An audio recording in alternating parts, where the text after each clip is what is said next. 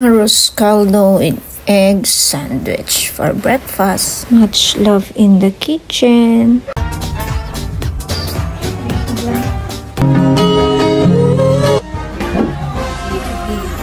Alas 3 na madaling araw at hindi ako makatulog. Sobrang sinasabi ng sarili ko na gutom ako at gusto ko ng arroz caldo.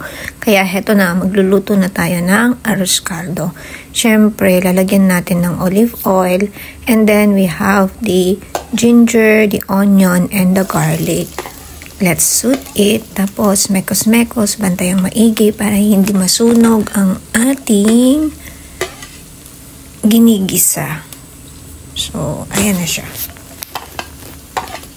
Anyway, yung dami pala, tansya-tansyahan na lang ulit. And then, ilagay ko ang chimken. Tapos, gigisa ko. Afterwards, ay nilagyan ko ng water. Oh, mekos-mekos. Tapos, ilalagay ko na yung malagkit. And then, cover and let it boil. At ayan na nga siya, luto na ang ating malagkit.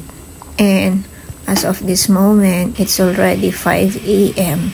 Kaya tulog na. Kasi I'm eating arroz caldo with egg.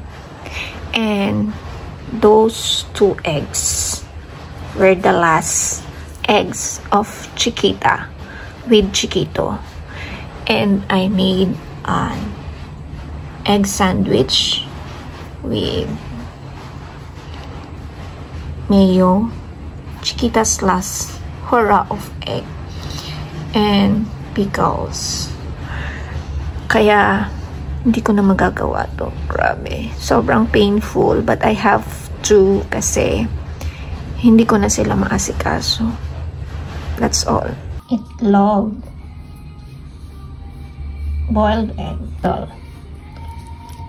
Then drop it. Yeah.